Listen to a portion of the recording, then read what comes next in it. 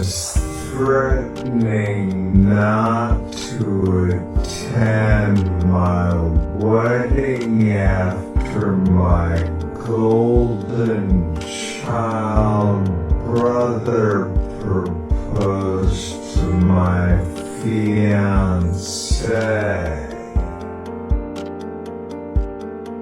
So I told her she can toss her invite in the trash because I won't beg her to be there.